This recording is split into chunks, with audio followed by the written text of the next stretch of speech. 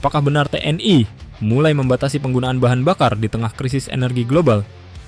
Dan jika itu terjadi, apakah ini berarti kesiapan tempur Indonesia sedang berada di bawah tekanan? Pertanyaan ini bukan sekadar spekulasi, karena ketika konflik antara Iran, Israel, dan Amerika Serikat memanas, dampaknya tidak berhenti di kawasan Timur Tengah.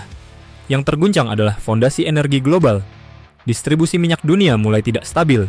Jalur-jalur vital berada dalam ancaman. Harga energi melonjak, dan negara-negara yang bergantung pada impor mulai merasakan tekanan yang nyata.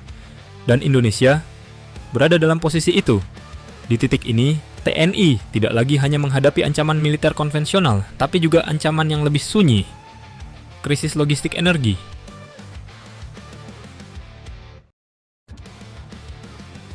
BBM, darah kekuatan militer modern. Dalam perang modern, kekuatan militer tidak hanya diukur dari jumlah alutsista atau kecanggihan teknologi. Ada satu faktor yang sering tidak terlihat, namun menentukan segalanya: energi. Setiap jet tempur membutuhkan ribuan liter bahan bakar hanya untuk satu misi. Setiap kapal perang bergantung pada suplai energi untuk menjaga kehadiran di laut. Bahkan operasi darat sekalipun sangat bergantung pada mobilitas berbasis bahan bakar. Artinya, tanpa energi, tidak ada proyeksi kekuatan. Dan ketika krisis energi terjadi, dampaknya tidak langsung menghentikan militer, tetapi perlahan mengurangi daya geraknya. Ini adalah bentuk tekanan yang tidak terlihat, namun sangat menentukan.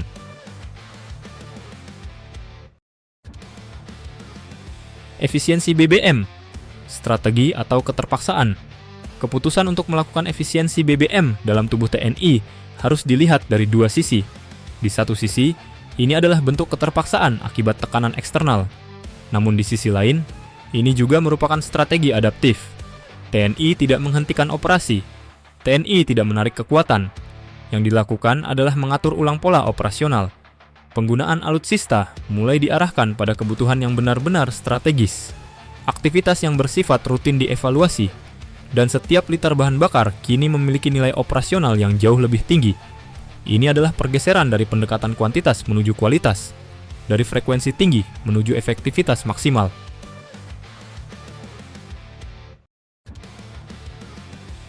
Dampak terhadap kesiapan tempur. Pertanyaan yang paling krusial adalah, apakah efisiensi ini akan berdampak pada kesiapan tempur? Jawabannya bergantung pada bagaimana efisiensi itu dijalankan. Jika efisiensi dilakukan secara sembarangan, maka dampaknya akan sangat jelas. Latihan berkurang, jam operasional menurun, dan pada akhirnya kesiapan tempur ikut terdampak. Namun jika efisiensi dilakukan dengan pendekatan strategis, maka yang terjadi justru sebaliknya. Kualitas latihan meningkat karena lebih terfokus, operasi menjadi lebih presisi, dan alutsista digunakan hanya untuk misi yang benar-benar penting. Dalam kondisi seperti ini, efisiensi bukanlah pengurangan kekuatan, melainkan penyempurnaan penggunaan kekuatan.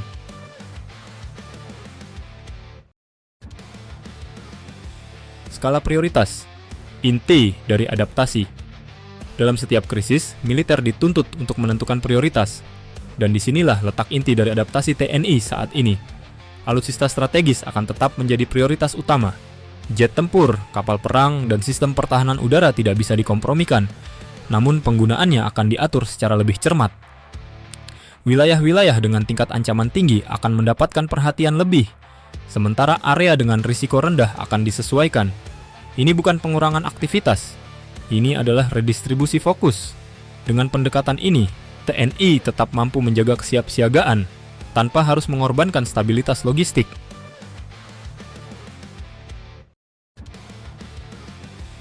Perspektif global, semua merasakan. Apa yang terjadi pada TNI sebenarnya merupakan bagian dari fenomena global. Sejarah menunjukkan bahwa setiap krisis energi selalu berdampak langsung pada sektor militer. Negara-negara besar pun tidak luput dari tekanan ini. Amerika Serikat mengandalkan cadangan energi strategisnya untuk menjaga operasional militer. Negara-negara Eropa melakukan penghematan besar-besaran, bahkan dalam sektor pertahanan. Cina mengatur konsumsi energi secara ketat untuk menjaga stabilitas nasional. Artinya, efisiensi bukanlah tanda kelemahan. Ini adalah respons yang hampir pasti dilakukan oleh setiap militer modern. Yang membedakan hanyalah tingkat kesiapan dan kualitas manajemennya.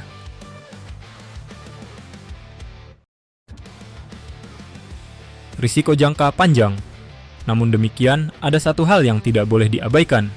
Jika krisis energi ini berlangsung dalam jangka panjang, maka dampaknya bisa menjadi lebih kompleks.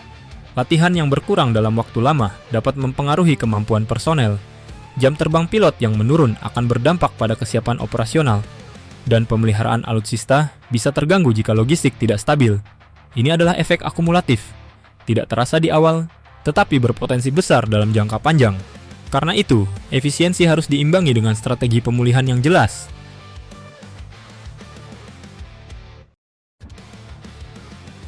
Ujian sebenarnya bagi TNI.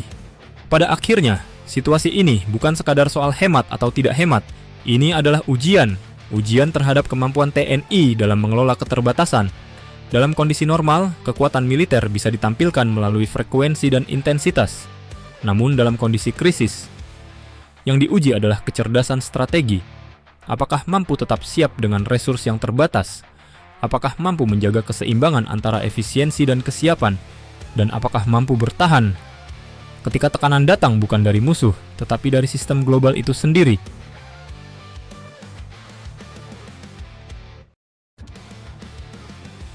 Dalam perang modern, kemenangan tidak selalu ditentukan oleh siapa yang memiliki senjata paling canggih.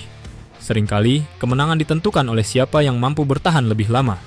Dan dalam konteks krisis energi global ini, pertempuran sebenarnya tidak hanya terjadi di udara, laut, atau darat, tetapi di balik layar pada kemampuan menjaga energi, menjaga logistik, dan menjaga kesiapan dalam kondisi yang tidak ideal.